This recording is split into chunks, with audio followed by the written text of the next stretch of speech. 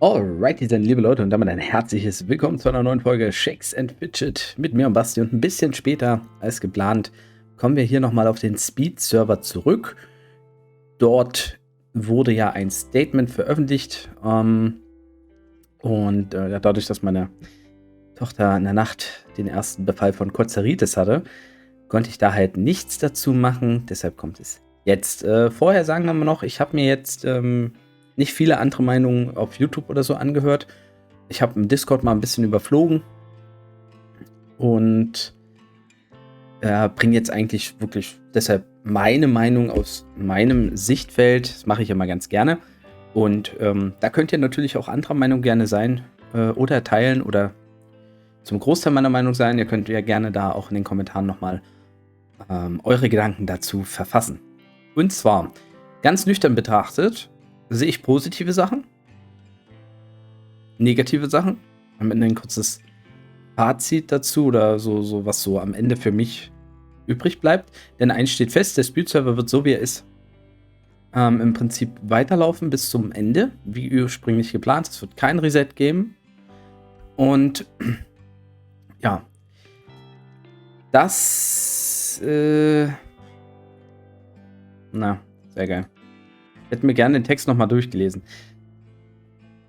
Grob wurde gesagt, Spieler, die den Bug geused haben, werden eine Woche lang ab Freitag gebannt oder gesperrt und können dann eine Woche nicht spielen, um den unfairen Vorteil, den sie durch Dungeon Bug erhalten haben, auszugleichen. So ungefähr stand es in dem Text, grob formuliert. Erstmal finde ich gut, dass sich Gedanken gemacht werden oder wurden. Für mich persönlich war Dienstag eine Deadline tatsächlich. Also wäre nach Dienstag, also wäre erst Mittwoch oder Donnerstag was gekommen, dann hätte ich mich noch arger beschwert. Ich habe ja schon erwähnt, dass man bei Player Games nicht davon ausgehen kann. Leider, es war schon immer so, dass ein Problem, was jetzt an einem Wochenende passiert, auch gleich zu allen besten Wissen und Gewissen gelöst wird. Es war ein verlängertes Wochenende und gab mal eine Zeit, da hat Player Games halt nur im Prinzip für gewisse Sachen andere Firmen angeheuert und da auch einen Kontakt herzustellen. Das dauert halt teilweise immer. Deshalb, dass jetzt Dienstag die Nachricht kam, war so für mich so das letzte mögliche Datum, wo auf jeden Fall irgendwas kommen muss. Ja? Das wurde dann insofern von meiner Erwartung her eingehalten. Ich weiß aber, dass das nicht die Erwartung von jedem Spieler ist. Und auch das kann ich verstehen. Denn dagegen spricht, dass der Speed-Server lange geplant war. Dagegen sprechen auch noch ein paar andere Dinge. Komme ich gleich nochmal drauf zurück. Positiv ist auch, dass sie zumindest ein Strafmaß gewählt haben. Aus meiner Sicht finde ich das schon positiv, dass erstmal für alle gleich ist. Wenn man aber gleich auch auf das Negative kommt, wird man feststellen, dass aus diesem positiven Aspekt halt im Kontext leider auch keine positive Wirkung eigentlich erzielt werden kann. Was hatte ich eigentlich noch Positives? Ich habe jetzt mich auch nicht wirklich vorbereitet. Dass das geteilt wurde auf allen wichtigen Kanälen, ist auch positiv, muss man leider so sagen. Also es wurde halt auch nicht totgeschwiegen. Das wäre das Allerschlimmste gewesen, wirklich. Das Allerschlimmste wäre das gewesen. Und ich finde, dass ein Teilansatz gar nicht ja so schlecht ist. Also, aber ja, wir müssen auf die negativen Sachen kommen. Es ist einfach so. Ich habe ja schon gesagt, das Strafmaß ist für alle gleich, was ich im Prinzip nicht schlecht finde. Oder was heißt das Strafmaß? Dass es überhaupt ein Strafmaß geben muss. Ich sag mal, die Lösung, die für alle gleich gewesen wäre ein Serverneustart. Dann ein Serverneustart zu normalen Konditionen, wo kein Bug mehr möglich ist, im besten Falle. Das wäre für alle die faire Lösung gewesen. Wenn jeder seinen Pilzeinsatz, den er gemacht hat, den er über Mushrooms Paid eingesetzt hat, einfach dann zum Serverstart bekommt. Irgendwie, ne? Es wäre ja möglich gewesen, gegebenenfalls die IPs zu tracken, dass man sich mit der gleichen IP anmeldet, wo man auch sich angeloggt hat und das daraufhin abhängig zu machen oder dass jeder Spieler seinen Charakter quasi mit einem Screenshot dahin schickt oder dass eben die Zahlungen zurücküberwiesen werden oder neu zugeordnet werden zu den Pilzkäufen. Weil ich sag mal, die Zahlungen sind ja da und man muss ja nur bei Shakes and Fidget einem Charakter, der ja irgendwo eine Nummer hat in einem System, diese Pilze dann zuweisen. Ich denke, dass man hätte mit ein bisschen Aufwand diese Lösung erstreben können. Auch wenn es länger gedauert hätte. Dass jetzt die Lösung für die gleich ist, die jetzt den Bug genutzt haben, ist halt etwas leichter erledigt. Nur da sehe ich eben ein großes Problem. Keiner von uns weiß, und das ist auch wieder dieses Typische, was ich auch im letzten Video schon gesagt habe. Ich habe Player Games gebeten, in allen Dingen einfach sehr transparent zu sein. Und tendenziell weiß keiner von uns, so wirklich, wonach haben die das bemessen, wer den Bug genutzt hat und wer nicht. Stand jetzt, und wenn ich den Angaben vertrauen darf, wurden nicht alle Spieler angeschrieben, die zu dem Zeitpunkt des Bugs, ob bewusst oder unbewusst, Level gemacht haben. Außerdem habe ich Informationen bekommen, die aufzeigen, beziehungsweise nicht nur ich, es wird ja sogar öffentlich im Shakes and Fidget Discord beredet, da wurden sich Gedanken gemacht, was denn tendenziell möglich ist, wie man wirklich fair auslesen kann, wer wie viel von dem Bug genutzt hat. Und dort hätte man feststellen können, dass die mögliche XP, die man generiert hat während des Bugs, im Verhältnis zu den normalen Möglichkeiten so hoch ist, dass eine Woche lang nicht spielen diesen Vorteil gar nicht wettmacht. Das ist auch der Grund, warum so in den Reaktionen, die ich gelesen habe, viele sagen, dass diese Lösung halt nicht die optimale Lösung ist, und der Meinung bin ich auch. Zusätzlich, das habe ich auch schon im letzten Video erwähnt, angenommen, Sie haben tatsächlich die XP, die ein Spieler XY generiert hat, ausgelesen in diesem Zeitraum. Zusätzlich kann ich mir vorstellen, dass eben nur die Spieler in den hohen Rangbereichen dort bemessen wurden. Ein Spieler, der im niedrigeren Rangbereich ist, Spieler, der im niedrigeren Rangbereich ist, aber den Bug vielleicht auch genutzt hat, ob bewusst oder unbewusst, die Frage stellt sich aus meiner Sicht hier sowieso gar nicht. Denn erstens ist es ein wirklicher Programmierfehler, der normalerweise nicht auftritt oder nicht auftreten darf. Zweitens ist für mich auch das Argument bindend. Ich habe selber erlebt, der Server hat so doll geleckt und ich konnte ja gar nichts machen. Deshalb habe ich nicht gespielt. Aber wenn man sagt, okay, ich muss halt jetzt was machen, dann klickt man halt durch, dann ändert man da durch. Und ich hätte auch erstmal gar nicht an einen Bug gedacht, sondern ich musste den ersten Tag halt zu Ende spielen. Und tatsächlich muss ich auch die Meinung sagen, dass der Umgang mit Bugs bei Shakes and Fidget noch nie optimal war. Und gerade auf so einem Server hätte ich dann, ob ich die Eier gehabt hätte zu sagen, ich spiele jetzt nicht weiter, keine Ahnung, ich glaube es nicht. Aber ich hätte es gar nicht mitgekriegt, weil bei mir hat es halt auch so stark geleckt, dass ich halt eben von vornherein gar nicht gespielt habe. Aber es ging ja nicht allen Spielern so. Ne? Die Grundvoraussetzungen waren ja nicht für alle gleich. Habe ich auch schon gesagt. Jedenfalls denke ich, dass manche Spieler vielleicht bewusst oder unbewusst den Bug auch genutzt haben, aber nicht genügend XP generiert haben, um dass sie halt da ganz oben standen, sondern irgendwo woanders, vielleicht trotzdem 30 Level mehr gemacht haben und jetzt nicht gesperrt werden. Das wissen wir nicht, das weiß ich nicht, das weiß auch keiner im Discord, weil das einfach nicht klargestellt wird. Ich finde, wenn man jetzt sagt, okay, wir sperren Spieler, dann sollte jeder auch wissen, woran haben die das festgemacht, warum werden genau die Spieler gebannt, wer sind die Spieler. Ich meine, die Spieler sind ja hier alle auf dem Server. Ist ja jetzt kein Geheimnis. Ja, und dann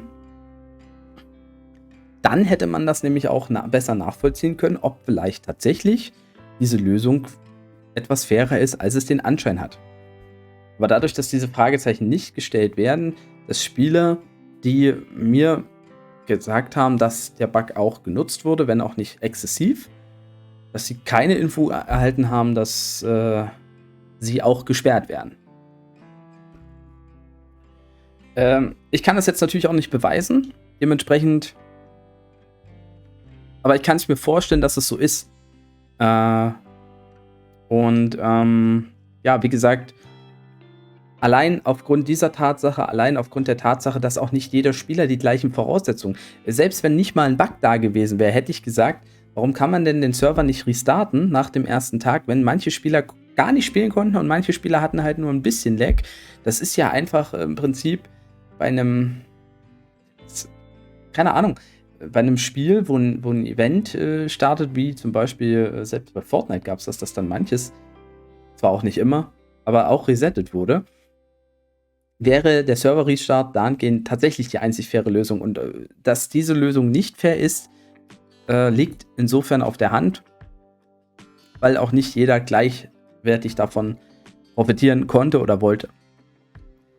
Das ist eben für mich der negative Aspekt schlechthin an dieser Tatsache, dass es nicht transparent ist, dass es nicht nachvollziehbar ist und dass man am Ende noch nicht mal, man kann noch nicht mal wissen, nach 30 Tagen, wenn man dann Rang 51 erreicht hat, als normaler Spieler, wie viele Spieler von den Leuten über mir im Rang haben den Bug geused.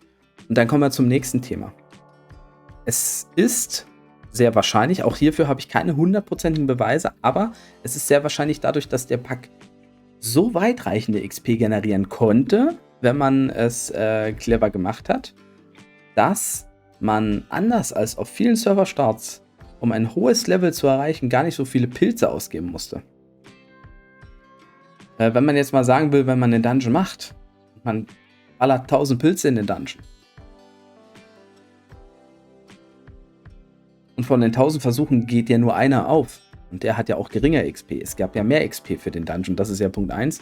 Wenn dann aber von den 1000 Versuchen, mal grob gesagt, 200 Versuche den Dungeon schlagen konnten während der Bugzeit, dann ist das einfach so günstig, dass die Spieler, die jetzt eine Woche gesperrt werden, die aber ein hohes Level haben, sich gut und gerne behaupten können, okay, wenn die Woche vorbei ist, dann gehe ich nochmal meinen Pay-to-Win-Weg und spiele das halt auch aus.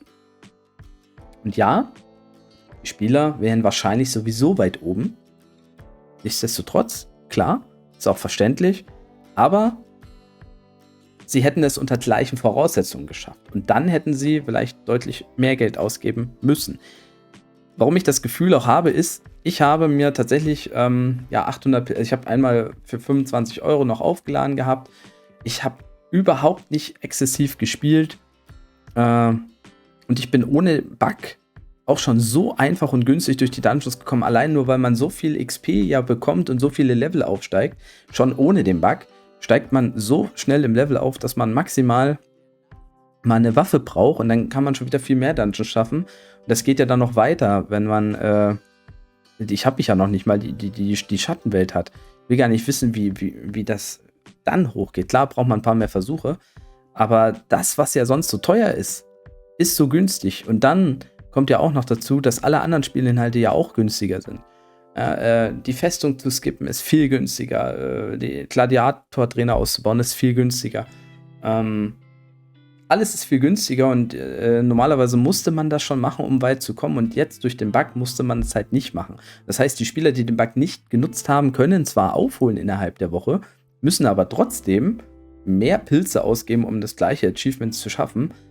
Außer sie haben viel bessere Steine oder sowas, weil die Gilde halt besser ist. Ne? Und ja, auch in der Festung kann man jetzt mehr machen in der einen Woche, aber das pilzen sich die Spieler dann eigentlich auch wieder weg. Und das ist der zweite Punkt, warum ich auch finde, dass diese Lösung nicht fair ist. Aufgrund dieser Tatsachen, die von mir schon vorher geschildert wurden.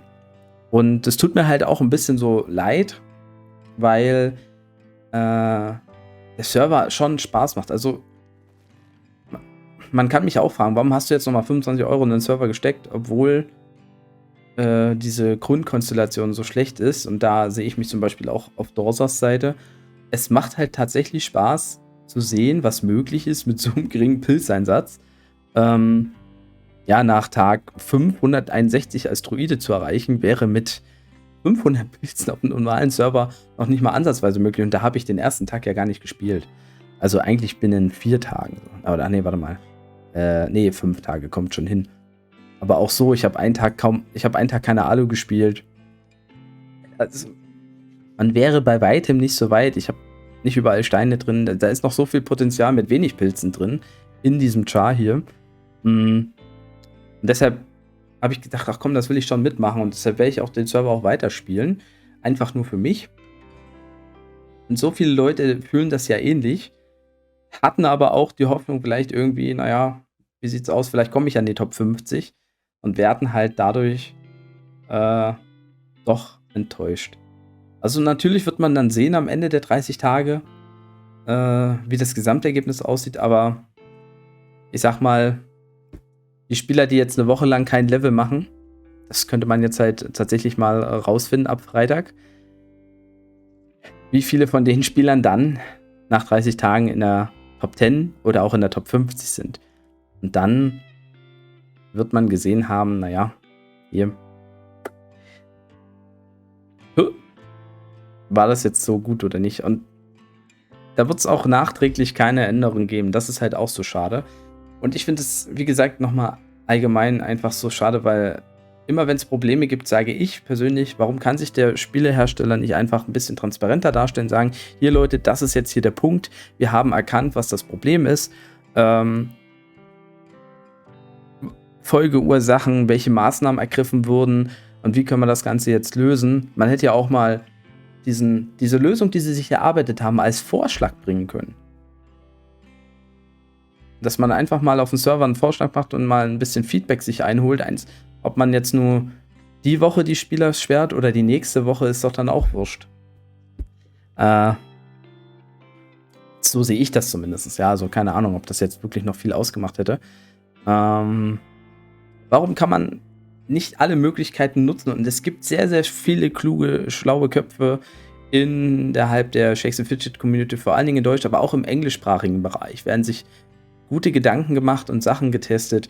Und da wurde zum Beispiel auch festgestellt, dass auf Server 31 ähnliche Probleme entstanden sind wie auf dem Speed-Server. Da wird vermutet, dass das gleiche, also dass das Backend-System dieses Speed-Servers auch auf dem S31-Server ist.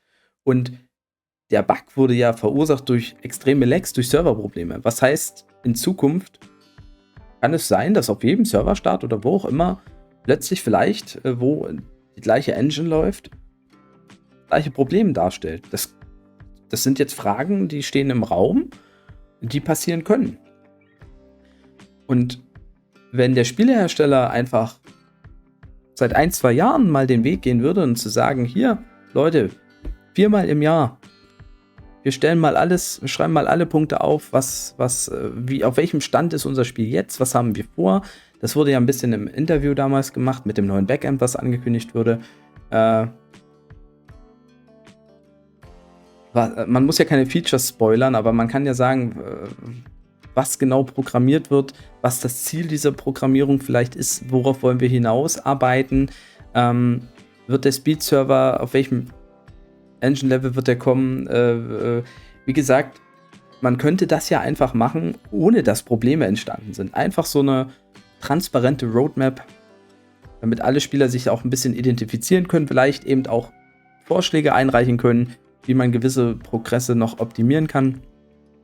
Genauso wie ja schon lange vorgeschlagen wurde von allen YouTubern, dass man eben einige Spieler als Testspieler auch mitnimmt. Weil im Prinzip hat man irgendwie das Gefühl, dass das Spiel verschlimmbessert wird. Ja, die Performance ist nicht optimal, nach wie vor nicht. Weder auf der App noch in der Steam-Version, zumindest bei mir. Im Browser ging es heute Nachmittag, fand ich. Aber woher das kommt, weiß keiner. Es weiß immer noch keiner, warum ein 10.1 Update hieß, neue Features werden implementiert, die man braucht. Das ist für mich so dieses Beispiel, das könnt ihr im Changelog nachlesen. Ja, was für Features? Was hat mir dieses Update jetzt gebracht auf dem Speed-Server oder wer auch immer? Was hat es mit den Problemen auf Server 31 zu tun? Das sind doch einfach Fragen. Was hat die Probleme jetzt hier verursacht? Ist ein Server ausgefallen vielleicht? Ja, warum kann man das nicht einfach mal klarstellen? Ja, das sind. Ja, ich könnte jetzt jedes Video damit füllen, so lange, bis ich mir vorkomme, dass ich irgendwie in einem anderen Universum lebe. Aber ich finde, dass das einfach Themen oder Punkte sind, die für mich nicht schwer umzusetzen sind. Ne? Also, da könnte man einen zusätzlichen Mitarbeiter für eine Art Marketing oder so einen Community Manager oder sowas einführen, der halt für diese Sachen zuständig ist. Ich denke, den könnte man auch ein Gehalt bezahlen. Das, denke ich mal, ist machbar seitens Player. Und der wäre dann so ein bisschen die Informationsschnittstelle. Und der muss ja, wie gesagt, nicht spoilern. Ja, dann könnte man diesen Community Manager in den Shakes and Fidget offiziellen Stream einbinden. Dann könnte der einmal pro Woche oder einmal im Monat einfach als Gast auftreten. Oder könnte man mal mit den Streamern zusammen reden. Dann kommt vielleicht noch ein Paul Terra oder ein Dorsa als Gast dazu. Dann hätte man richtig schön Talk. Dann hätte man so eine gute Verbindung einfach. Das Potenzial ist ja da und einige Schritte von Player Games, Shakes and Fidget waren ja auch richtig. Ja, überhaupt diese Stream einzubinden. Ich kann es immer nur als positives Beispiel erwähnen. Ja. Und dann hätte man auch in dieser Situation anders handeln können, besser handeln können. Ja, unterm Strich muss Player Games dann sehen, ob dieser Server rentabel war. Ich persönlich werde, es kommen jetzt auch wieder Zusatzevents, muss auch überlegen, inwiefern ich will gefühlt diesen Server schon auf 300 Alu-Basis weiterspielen und ein paar Dungeon Tries machen und so, aber halt sehr entspannt. Für mich persönlich. Maximal könnte ich mir vorstellen, vielleicht am Black Friday zu versuchen, zu gucken, wie hoch ist das Potenzial, wo kann man vielleicht hinkommen mit dem Char. Aber das sind jetzt Überlegungen. Und ich befürchte, dass ich dann da sitze und sage, nee, ich glaube, das bringt einfach nichts. Ja, aber gut, muss ich mir das Profilbild halt anders verdienen. Aber an sich die Erfahrung zu machen auf diesem Server ist schon ganz, ganz nice. Okay. Ja, was gibt's sonst noch? Ja, ich fand's ja schön, dass auf dem Speed-Server nochmal eine extra Nachricht kommt. Wir sehen es halt jetzt hier nicht wirklich. Also es kommen nochmal extra Events zum Speed-Server. Alle Server haben XP-Event, haben Sanduhren-Event, aber der Speed-Server speziell, der hat dann nochmal aber Epic Event ist da noch dabei. Dann hat er, warte mal, also alle Epic Events sind dabei. Dann, ich glaube, Festungsevent, oder? Ach, Mann. Was ist das denn? Ach, hier ist der Post im internationalen Forum, warte mal.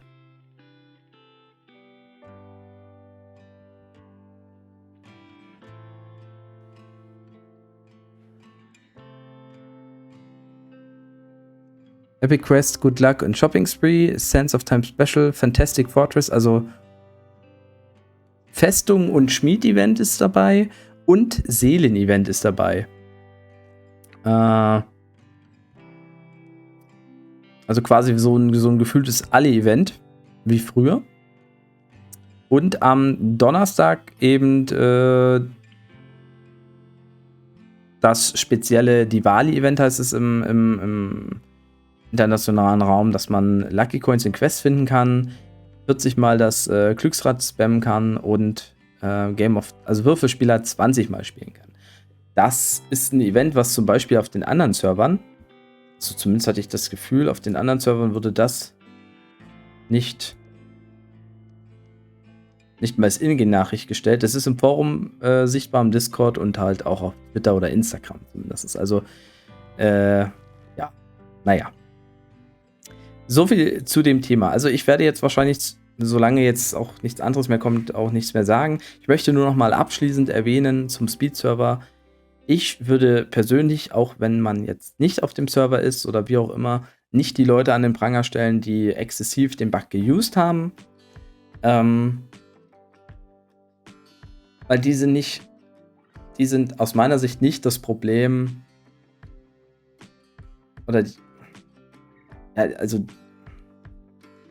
die sind nicht der entscheidende Part dieses Problems. Der entscheidende Part ist halt erstens, dass das auftreten konnte. Zweitens, dass man nicht weiß, woher oder was dagegen unternommen wurde, aus meiner Sicht.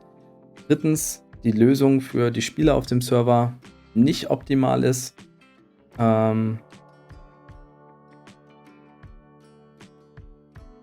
und